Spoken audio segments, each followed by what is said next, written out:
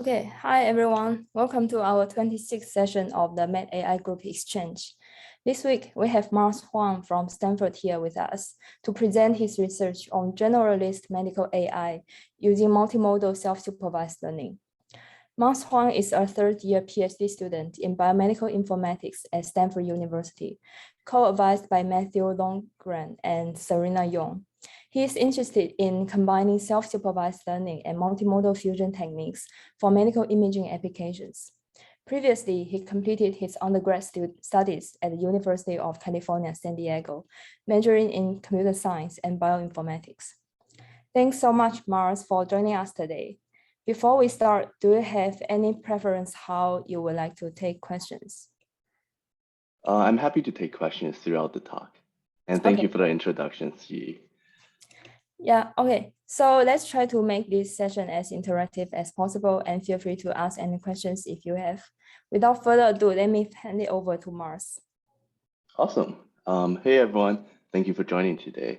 So for today's talk, I'm going to go over one of the ongoing projects that my lab and I have been working on for the past couple of years. And the title is called Towards Generalist Medical Imaging AI Using Multimodal and Self-Supervised Learning. So I'm going to quickly start with some background and motivation. It's probably not an exaggeration to say that medical imaging has really revolutionized healthcare.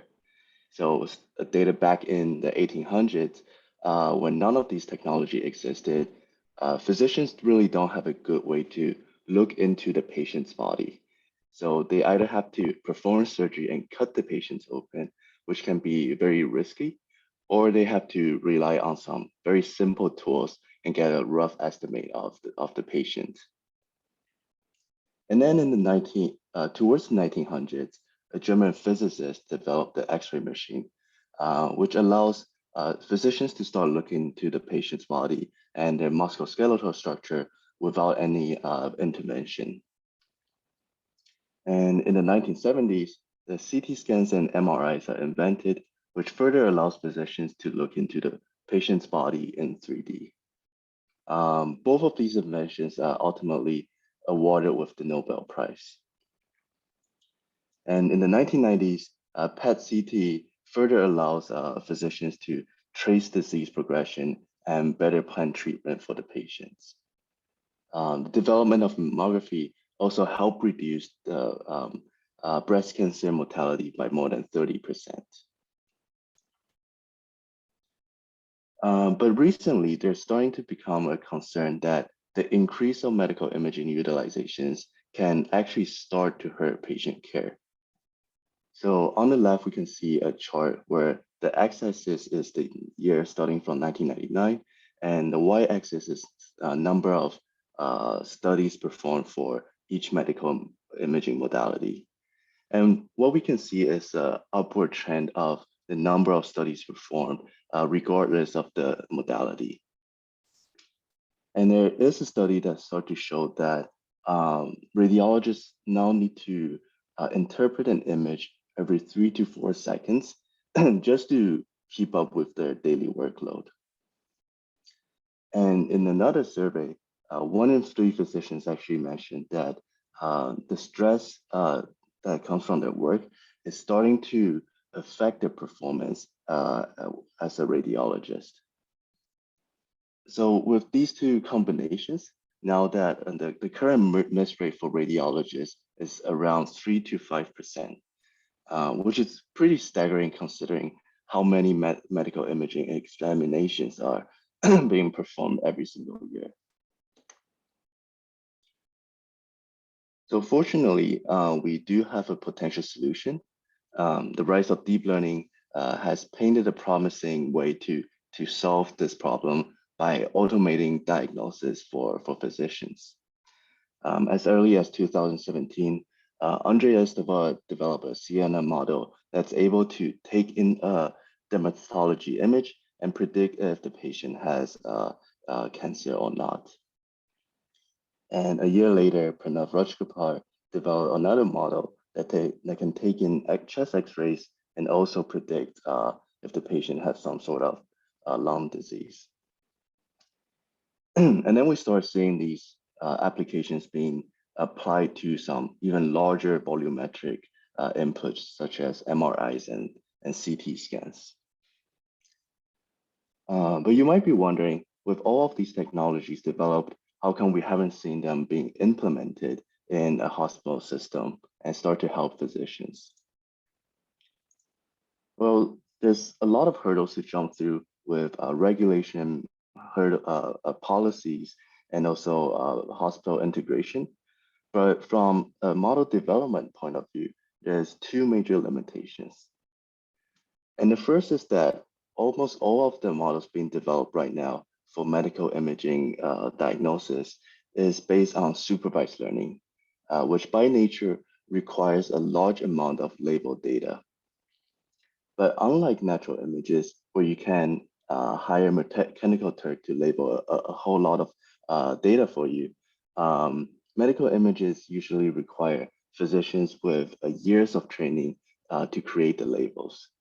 So creating a medical imaging data set is not only time consuming, but it's also cost prohibitive at scale. Not only that, supervised learning are known to create something called the specialist models, where the model is only good at they perform well on what they're trained to do, but they fail to generalize to tasks they have never seen before. And since there are so many different type of tasks, modalities, and outcomes for medical use that we hope to automate, it's practically impossible to create labels for all of these different tasks. So an alternative is to use something called self-supervised learning, which has shown in literature to create something called a generalist model, which are usually trained with unlabeled data, and later you can fine-tune for many different downstream tasks with very, very limited labeled data. These type of methods are traditionally used in language models, such as BERT or GPT-3, but recently we have started seeing them being applied to imaging data sets as well. So I think the latest buzzword for these type of models are called foundation models, which is actually coined here at Stanford.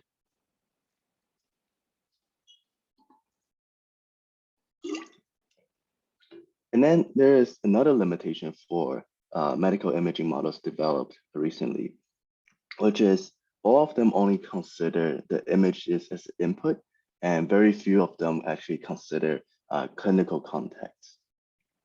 And this is in contrast to the clinical settings, where it has been repeatedly shown that physicians cannot perform as well without the patient medical history or clinical context. And in one of our works done last year, we did a systematic review of medical imaging models. And out of almost 1,000 studies, we found that only 17 studies have utilized some sort of clinical context when building their medical imaging model. But for those that have reported out of the 17, almost all of them lead to an increase in the model's performance over single modality imaging models. So this again really stressed how important it is to utilize patient context, patient information, and patient medical records in addition to the medical images when making those diagnoses. Cool. Any questions before I move on? Oh, I have a quick question. Can you elaborate on what all do you encompass under clinical context? Is it just the patient history, or is it any other like EHR data, or what constitutes clinical context? Yeah, so it can constitute any sort of clinical data, and it usually depends on what specific disease you're focusing on, or what type of imaging modality you're using. But usually physicians will look at the past medical history. Sometimes the demographics can help inform decisions as well. There are times that vitals or past medications can also help help with the diagnosis. Awesome. Good Thank you. question. Yeah. Thank you. Okay, so with those two limitations in mind, we propose to develop a multimodal self-supervised learning framework. And we hope that this type of self-supervised pre-training strategy can build more label efficient and clinical context-aware medical imaging representations. And hopefully, these type of medical imaging representations can be generalizable to different downstream tasks with very limited amount of label data. So to really prototype and work on our methods, we choose a cohort of pulmonary embolism patients to develop these methods. In case you're unfamiliar, pulmonary embolism is a very deadly disease that affects almost 1 million people in the US every single year. And what it really is a blood clot or an embolism that travels to your lung and gets stuck in one of your main arteries. So as you can imagine, if the blood can't go through your arteries because it's blocked, certain regions of the lung will become damaged, and it can be potentially really harmful for the patient. And in fact, one study showed that 38% of the patients that suffers from PE eventually dies. But with prompt recognition and immediate treatment, we can usually lower this mortality rate to as low as 2%. But the problem is that the gold standard of diagnosis for PE currently is by using CT imaging. And with all of the huge amount of CT scans being performed in hospital every year, now we're actually starting to see that 50% of the patients suffering from PE actually experience more than 6 days in delay in diagnosis. And furthermore, 1 out of 4 patients are actually misdiagnosed during their first visit too.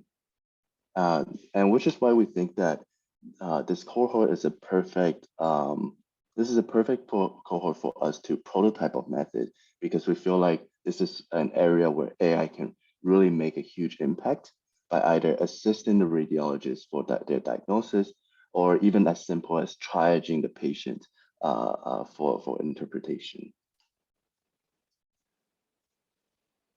So to work on this, obviously we need a lot of data. Even though self-supervised learning doesn't require label data, we still need a big amount of unlabeled data to train the model. So we have collaborated with 6 other institutions, including Stanford's, to gather PECTs and some patient information for pulmonary embolism patients. And in order to complete this project, we have outlined 5 different specific aims. For the first step, we need to first develop a supervised image-only baseline. So we want to train a CNN model that's able to detect pulmonary embolism in a supervised way. And this will serve as the baseline for comparison for our other methods. In step 2, we want to also train another model in a supervised way, but we want to include some patient information and train a multimodal fusion method. Both of these methods will be served as a baseline for step 3, where we develop a self-supervised multimodal fusion technique that pre-trains on unlabeled data and later can be fine-tuned for many downstream tasks. In step 4, we want to demonstrate the generalizability of these methods, not only on different external institutions, but also check the generalizability to different tasks. And if all of these are successful and all of these are completed, we want to see if we can apply the same method to different patient cohorts and different medical imaging modality. Okay, before I jump into the specific aims, does anyone have any questions? Can I ask a quick question? So you have multiple centers. How are you using all the data from all the centers to train and evaluate model, or you will be training your model on like a subset of the centers and then evaluate? Yeah. That's a really good question. For now, we're training it with the Stanford data, and we're using all of the other institutions as external validations. And this is because there's some challenge in moving data across sites. But in the future, we're also exploring some self-supervised methods that can leverage federated learning. Okay, thanks. Okay, so for this first specific aim, we are trying to develop a model in a supervised method by taking in a CT scan and predict whether the CT has pulmonary embolism or not.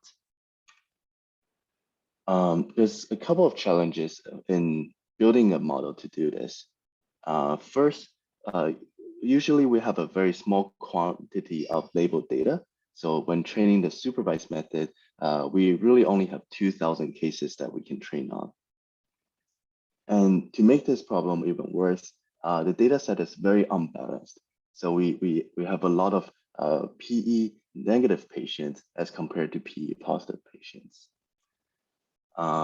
Even compared to other imaging modalities such as chest X-rays, PE-CTs are usually hundreds of magnitudes larger than 2D chest X-rays, which can be very computationally expensive and might take a really, really long time for the model to train. And what makes the matter worse is that PEs are usually just such a small blood clots, and it only takes up a couple of pixels in the entire volumetric data. So the small target to background ratio further makes this makes the model hard to pick up signals for these type of targets. So in a prior study, we developed a model called the PENet to tackle all of these challenges. To work with the small quantity of data, we pre-trained our model with the Kinetic 600 data sets, which is a human action video data set. And what we found that even though the human action videos are unrelated to medical images, with those pre-training using this data set actually help improve our performance quite significantly, all the way from 0.69 to 0.84. For the background to target ratio problem, we decided to use the sliding window approach, which is instead of feeding in the entire volumetric study into the model, which can usually take up hundreds of slices, we instead take 24 slices as input to the model at the time. So this not only help increase the background to target ratio, but also help give us more examples that the model can be trained on. And lastly, for the huge imbalancing classes, we use the focal loss functions, which has been shown to handle imbalancing classes really well. What do you think that sorry. No worries. Thank you. What do you think that was the reason that training the model on, like the action recognition really like boost up the results?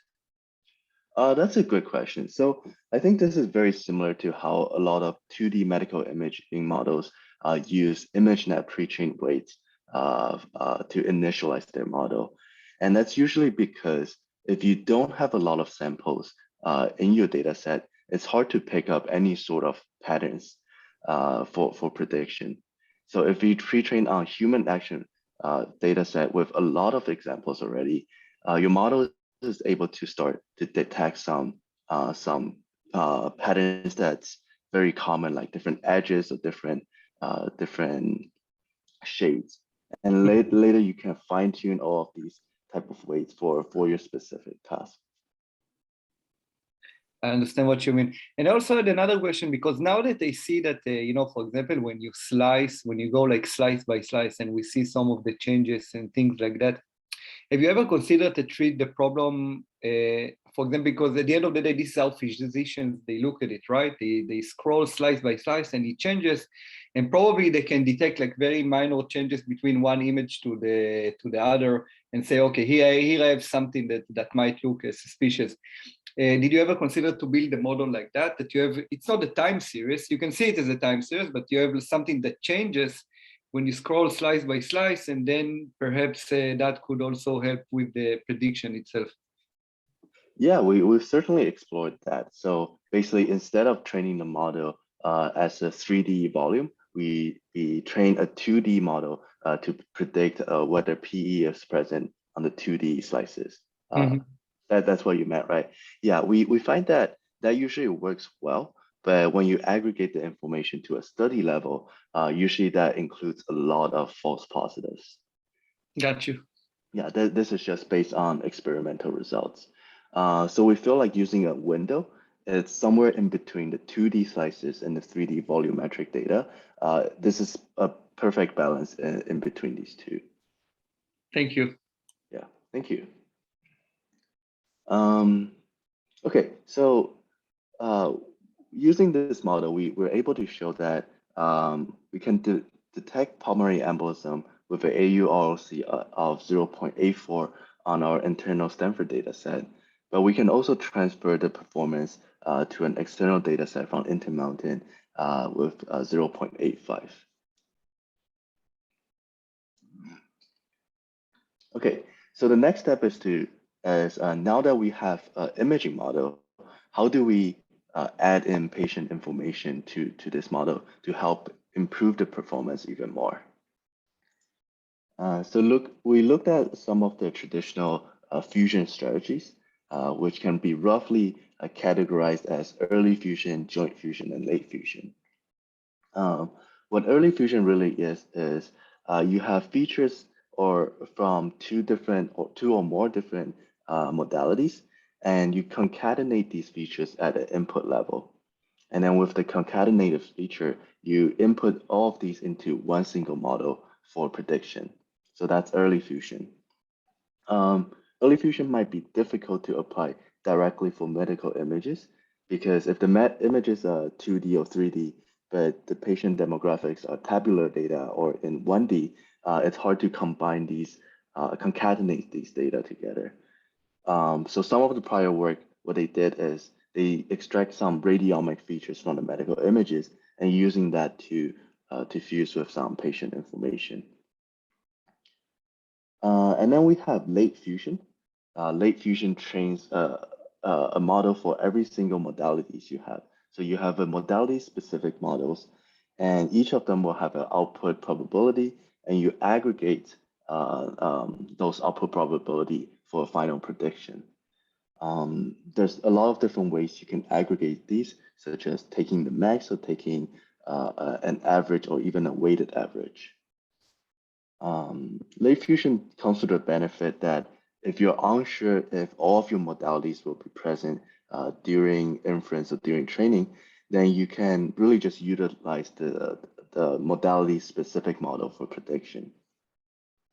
But it also comes with the downside that the features from different modalities can really inform each other to make better prediction. So then we also have joint fusion, where you have a feature extracting neural network model that extracts a representation of the inputting modalities. And then you concatenate the extracted latent representation before feeding into a final classification model for prediction. Notably for joint fusion, the loss is usually propagated back to the feature extracting model. So the model learns to extract more informative and better corresponding features for different modalities. It's hard to say which one of these fusion types are better than the other. It really depends on your data and your use case. So in another study, we tried out different variants of all of these fusion strategies on our original PE cohorts. And to work on this, we need some clinical data. So we went in and curate some patient demographics, medications, vitals, and lab test values.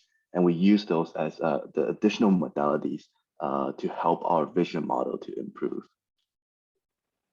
We find that in our use case, late fusion achieved the best results, and we even got a AULC of 0.947. And here we show a comparison of the fusion model to the single modality models. And you can see that the fusion model depicted in the purple line performs way better than the other two models. Can I ask a quick question here? If you could go back to the previous slide. Of course. I see that on the top left, you have different types of data. So did every model get access to all of like ICD-9 codes, vital data, demographics, or did you also selectively choose certain features and do an ablation on that? That's a good question. So in order to have a fair test, the different type of fusion strategies have access to exactly the same type of features. But to select the type of features, for example, for ICD-9 codes, we pick the ones that have more than 1% of occurrence. So we don't want to pick up edge cases. Yeah, I hope that answers your question. Maybe just a follow-up question. So for the ICD-9 codes, are they the codes from previous visits, or is it for that particular encounter that you have?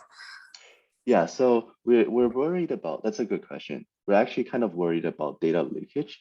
So we only take ICD-9 codes from prior visits and even earlier. So we don't want to include any ICD-9 codes pertaining to that when the PE study is done. But we take in all of the historic contact that the patient has. Got it. Okay, thank you. Thank you. Okay, so earlier I showed that multimodal fusion achieved much better performance than single modality models. But what's even more informative is if we look at the prediction probabilities of these models. So here we can see that with multimodal fusion, there is a point sorry, let me back up. So in this chart, we're plotting out the prediction probabilities as a histogram. So here we can see that for the positive cases, there are a lot more predictions that are closer to a probability of 1.0. But for the negative cases, there are a lot more that's leaning towards 0 probability. And what's very significant here is for the fusion method, there is a particular point around 0.35 where we can drop the threshold and completely separate out the positive cases, even with a little bit of net false positives. And this is very, very clinically significant because if we want to deploy this model in the hospital setting, we really can't afford to miss any PE positive patients, right? And on the other hand, for the vision model, even though it achieved a AURC of 0.83, we see that there's not really a point where we can completely separate out the positive patients without introducing a huge amount of negative cases. So if we just simply deploy PENet without considering patient clinical history, then this tool is pretty much useless. We either have a lot of missed PE cases, or we just include a lot of negative patients and the physicians to have to go through it manually again. For this study, have you done, do you do it using only the clinical features? I wonder like how using only clinical features would perform compared to PENet and the fusion method. Yeah, that's a good question. So with the clinical features alone, we achieve a 0.92 AURC. All right. So it's still lower than the multimodal fusion data. Right. And what about the histogram? Do you look into that? Yeah, that's a very good question. For the histogram, the prediction probabilities are even more extreme than the fusion models. So I should have put a plot here, but you see a very strong peak around the 0 probability region, and you see another very strong peak around 1.0. But the problem is at the first peak for the negative cases, there are also a lot of positive cases mixed in between. Yeah, so we also have the same problem of not being able to determine a threshold that can better separate out the positive cases. Yeah, that's a good question. Okay, so now we're going to move on to some self-supervised method. So there are some major types of self-supervised method currently developed for images. They can be generally categorized as a pretest task or auxiliary task method. There's also some generative type of models and some instant discrimination-based models. So for pretest tasks, what you're doing is you want to create some sort of task based on the data itself and get the model to train based on those tasks. So for images, one of the some examples could be shuffling the patches of an image, and you get the model to predict the original order of these patches. Or you can rotate some images around and get the model to predict the rotating degrees of these images. There's also generative approach, where usually consists of an encoder and a decoder, where you take in an image or a corrupted version of the image, you feed it into an encoder and get a latent representation. And you have a decoder to try to reconstruct this image back to the original form. And usually you can take the latent representation from the encoder and use it for different downstream tasks. There's also some variants that started to use some generative adversarial approach for these type of self-supervised learning. But more recently, some popular methods started to use this instant discrimination type of self-supervised learning, which include contrastive learning such as SimClear or MoCo, or some clustering-based such as Swath. But the problem is that medical images usually have very high visual similarities, even for samples from different classes.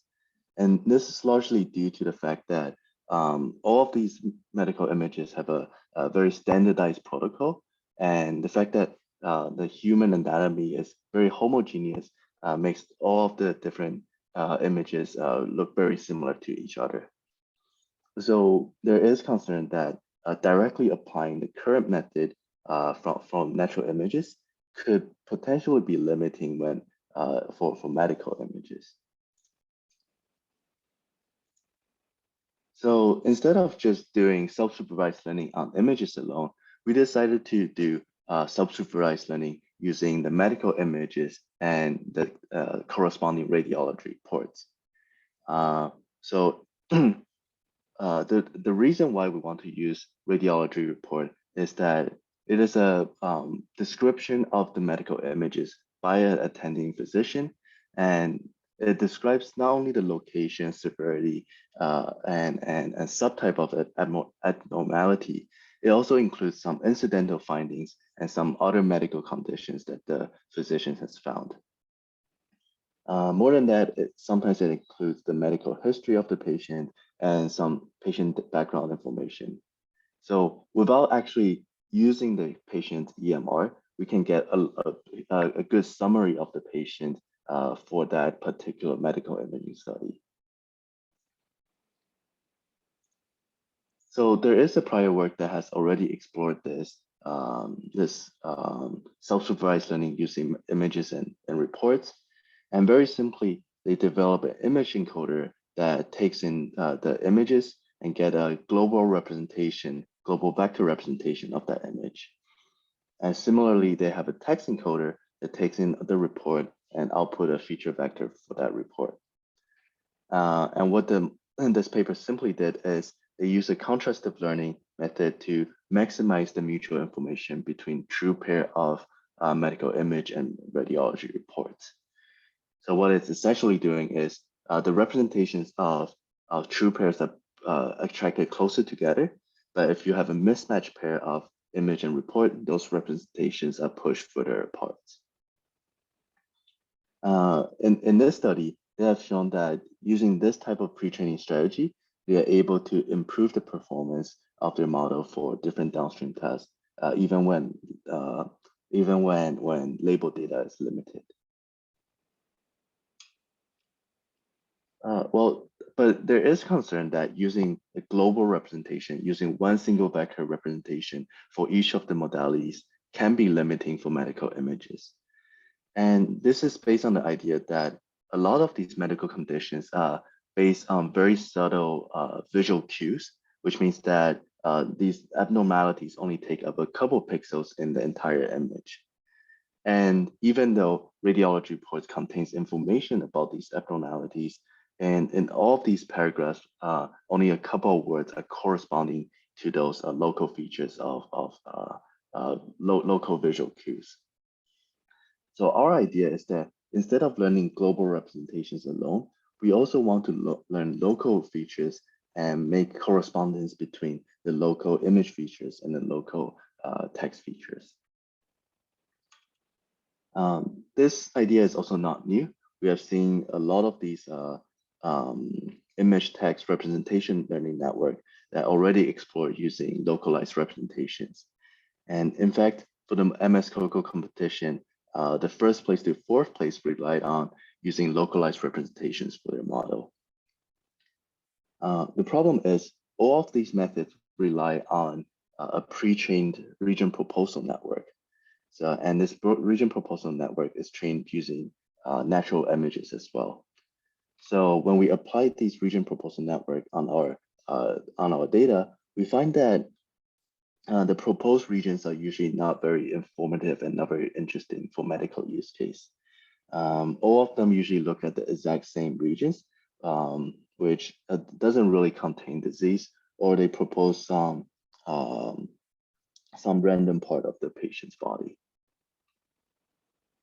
So with that in mind, we developed this method called GLORIA, which stands for Global and Local Representations of Images Using Attention. We try to prototype this instead of PECTs. We prototype this on chest X-rays because we have more data and it's faster to prototype with 2D images. But what GLORIA really is also a representation learning framework that includes the global representation learning, very similar to what Cohort did. But we also include a local representation part that takes in patches of the images and different words of the radiology report. And I will go into this in a bit more detail. For the encoders, for the image encoder, we simply use a ResNet50 network. The global feature is simply the output of the last average polling layer. So the features that goes into the final fully connected network. And the local features are output from an intermediate block of the network. So using this, we'll have a feature vector for each of the patch of the original inputs. And we use all of these as the local features. Quick question, Mars. Do you use a pre-trained ResNet or do you train from scratch in your framework? We tried both, and we found that using pre-training from ImageNet actually helps speed up the training process quite significantly. Oh, interesting. Okay. Yeah. Okay, and for the text encoder, we take in the entire report as input. We use a bioclinical curate, which is pre-trained on PubMed studies. And then we take the output tokens for each of the words as local features. So you can think of the local features just as word embeddings for the original inputs. And for global features, we simply take an average of all the local features. I have a question, please, with regard of the local features. So you have decided to put it out, let's say in Conv 3.4. Is there like a specific reason that you've decided to take it from there and not from Conv 4.2 or something like that, or like from different part of the net? Oh, that's a good question. So this again is based on our experimental results, but it also makes intuitive sense because as you go down the convolutional layers, the features are more specific and the output features are smaller. So each of these blocks will be representing a larger region of the original inputs. Mm-hmm. Yeah, so that means that you won't be able to get more granular details of the original input data. But if you choose an earlier layer, you might have smaller patches, but the earlier features are usually more rough and they're not as specific to the target that you want to focus on. I understand. Thank you. Yeah, thank you. Okay, so for the global representation learning, we follow the same approach as Convert, where we take the global image feature and the global text feature, and we apply the global contrastive learning laws on both of these features. This can also be formulated as maximizing the posterior probability of a true paired image given a report. For similarity, we use the cosine similarity to measure the agreement between these two representations. And for symmetry, we also have an image to text contrastive learning loss to make our representation learning invariant to the type of input modality. For the local representation, we used the local features from the convolutional neural network and the local features from the text encoder.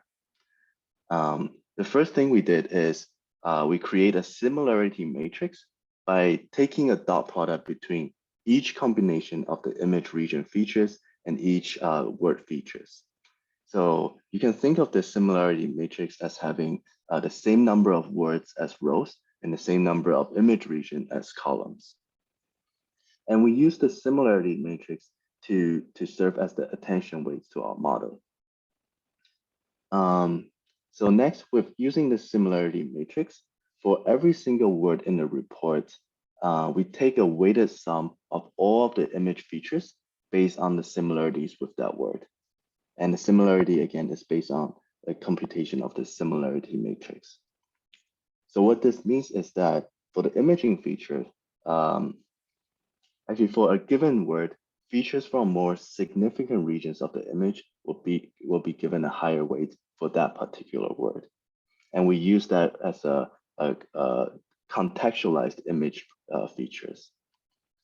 And for the local contrastive loss, we contrast the word representations with those attention-weighted image regions and compute the contrastive loss. Yeah, any questions about this slide? Can you explain the projection to the semantic space? Like, do you, because you're taking the similarity between the image local features and the text local features, I'm guessing you need to have the same dimensions for both. And so do you, like, how do you get that to be the same semantic space? Do you propagate the loss through both of them? Oh, that's a very good question. And that's a part that I accidentally forgot to mention. Oh, okay. Yeah, so the outputs of the local features for the images comes with 1,024 dimensions for each of these regions. So very good point. You can't really take the dot product between the image feature and the word feature if they have different dimensions. So we have a very simple feed-forward neural network that projects this into the same dimension of the word features. I see. And using that, we can take a dot product between all of the image regions and all of the word features. Got it. And this fully connected neural network is being trained end-to-end with the local contrastive loss. Yeah, and actually, both the local and global portion of the loss functions is trained simultaneously. So our final learning objective is based on the global loss, as mentioned earlier, and then local contrastive learning. Yeah. Awesome. So Thank you. Thank you. Yeah. So after we finish the representation learning step, we first do a qualitative assessment of how well our model is doing. So what we did is we look at the word-based attention weights and we reshape those attention weights back to the shape of the original image. And so for instance, here for the word effusion, we look at the attention weights of the image patches and we overlay these attentions on the original image. And we find that these attention weights are actually looking at regions of the images with pleural effusion, even though our model does not really have a label for training. We can also see that this is the case for cardiomegaly, consolidation, and pneumothorax, and all of the different type of medical conditions that that we're looking at. So again, here we're showing that without labels for training, our model has learned to correlate the words in the report to the right region of the original image, which further validates the importance of using localized information. Okay, so for qualitative assessment, we first test our model for retrieval. So given an image, we want to see if it's able to retrieve the correct corresponding radiology reports. We compare our model to baselines such as DSVE, VSE++, and Converts as well. And we found that our model is able to achieve the state-of-the-art performance for different levels of precision. Yeah. Next, we also evaluate the data efficiency of our model. So we take a Gloria pre-trained classification model and we fine-tune it on different data sets such as Checksburg and RSNA. And more importantly, we fine-tune it with a different percentage of the original training data. Here we have shown that Gloria outperforms all of the other previous methods by a wide margin, but most notably, with just only 1% of the training data, Gloria is able to be better performance of ImageNet pre-trained models. But however, to fine-tune a model, we still need some manual labels. So we actually try to take this idea a step further and see if we can do some sort of zero-shot classification. This idea is mainly motivated by a paper by OpenAI CodeClip, where they also did a global contrastive learning between image features and text features. One of the main novelty of this paper is the way they propose to do zero-shot classification, where they really just frame the classification task as the image and text similarity task. So for instance, for each category that they're predicting, they will generate a text representation of the class. So, and they call this a text prompt. So for instance, if one of the category is a dog, you might represent the class as using a sentence as a photo of a dog. So then you use the pre-trained text encoder to get a representation for each of the classes. And the prediction is based on the image and text pair with the highest similarity. So using this, you don't need to curate more labels for the data to fine tune a model for better prediction. Okay, so we follow Clip's idea of framing the zero-shot classifier as an image text similarity task. But for radiology reports, it's not very common to see sentences like a photo of a cardiomegaly or photo of edema. So we try to include some domain knowledge when generating this type of prompts. Specifically, for each of these classes, we define possible, so for each medical conditions, we define some possible severities, subtypes, and locations for those medical conditions. And our prompts are generated by randomly combine these combinations to form a sentence. As baselines, we also try to represent that the class is just one word, or we randomly sample sentences from the report from the training set.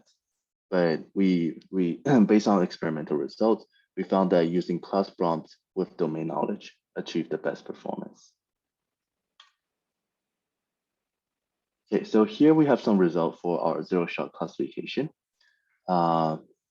We can see that the performance is not very clinically significant yet, but we can also see that our zero-shot model is doing much better than just random guessing, even though it doesn't have any label data for training or fine-tuning.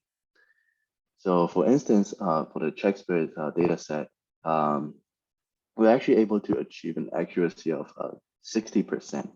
And in some cases, in some more clinically important metrics, our zero-shot model actually achieves comparable performance with a fully supervised model.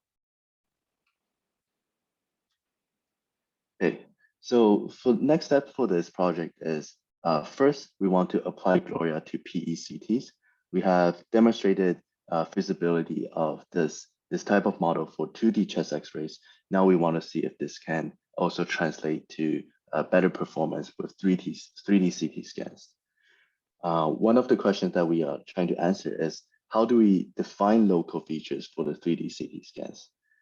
We can either use each of the slices of the CT scan to represent local features, or we can take a small sub-voxel from the entire volumetric CT. And once that's done, we're going to improve our multimodal self-supervised learning with not just image and text, but we're also going to include patient EMR as well. The current idea is to use a hierarchical contrastive learning loss, where image and text representations are contrasted first, and then the image features are then passed into another fully connected network before contrasting with the patient EMR. And the idea is that image and the medical image and the reports usually have a better correspondence with each other, so the representation should be compared earlier on in the network. Okay, any questions before I move on? Cool. So for part 4, we really want to just see what's the generalizability of our proposed methods. So the first step we want to do is to fine-tune our multimodal self-supervised pre-trained method model for PE detection. And specifically, we want to see how well it performs in comparison to the supervised method when label data is limited. Once that's done, we want to see if our model is better generalizable to external institutions. And we'll also do some evaluation of model robustness and fairness. And as mentioned earlier, we're also exploring doing some federated self-supervised learning. On top of that, we want to see if our model can generalize better to different downstream tasks in addition to PE detection. One thing we're very interested in is the 30-day modality prediction, which is very, very important in clinical use case to determine patient long-term treatments. Currently in the hospital, they use this scoring system called the PESI scoring system, which only takes in a couple of features and give a very rough estimate of the patient's survival probability. So we're hopeful that with the help of our developed method, we can actually achieve better performance than PESI and maybe even replace the PESI scoring system with our proposed method. Some other downstream tasks include cancer prediction, PE segmentation, and other long-term outcome predictions as well. And very quickly, if all of that is successful, if we can demonstrate that our method works well for a patient with pulmonary embolism, we also want to demonstrate feasibility of applying our proposed method to other medical imaging modalities and other imaging cohorts as well. We want to test this on chest X-rays, PET-CTs, and MRIs too. Okay, so that's it for my presentation. Thank you for joining today. If you have more questions, please feel free to email me, or if you want to collaborate on this exciting project, please let me know as well. Thank you.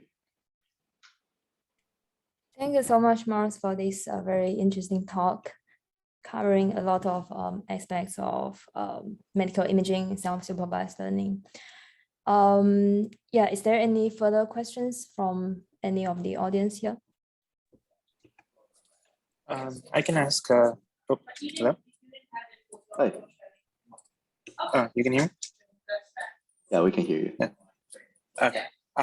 So for the Gloria model for the chest X-rays, the region, the encoder was that pre-trained on anything, just on ImageNet, or was it like pre-trained on a certain task? For the image encoder or the text encoder? The image encoder. The image encoder was pre-trained using ImageNet. Okay. Have you considered like pre-training, let's say, a simpler chest X-ray task? I know similar models for breast cancer has done like myriad scores before as a simple pre-training. Yeah, I think that's a really good idea. I'm sure that if we pre-train the model for chest X-ray task, it's definitely going to improve the performance and the representation. But one of the idea for Gloria is to actually avoid using any sort of labels during the training process. So we don't want to introduce any labels specific for chest X-rays as part of the training. Fair. Okay, thank you. Yeah, thank you. May I ask a question? Of course. Also about Gloria. So I guess it makes a lot of sense to contrast chest X-rays and reports. So how would you expect the Gloria to perform on if you, let's say, we contrast images versus EHR data? Yeah, because there's correspondence between like the tabular data and images, right? Yeah, so that's actually a very good question, and that's one of the research areas that our team and I have been thinking of a lot. Our hope is that by contrasting clinical context, it can actually provide our model with more information of the patient. But you're right in the sense that it doesn't have a direct correspondence. So doing a contrastive learning approach might not be super informative for the model. The way we try to solve this is to use this hierarchical contrastive loss, which has been shown to work in other fields outside of medicine, where you want to have better modalities with better correspondence to be contrasted earlier on, and the ones with less correspondence contrasted later. So these have been shown to work for other modalities. So we want to first test if that also works for medical images. Okay, I see. So I guess from this diagram here, basically you're contrasting images and reports first with the local contrast and global contrast, and then for image versus EMR, you're just contrasting using the global contrast. Is it? Exactly. Yeah. Okay. Okay, got it. Yeah, thanks. Thank you. Is there any other questions? If not, thank you, Mars, again, and let's give him a round of virtual applause. And thank you, everyone, for joining us today, especially at an earlier time today. And yeah, hope to see you next week at 1 o'clock. Right. Thank you all. Thanks. And we'll have the video up on YouTube and we'll send you a link for that. Sounds good.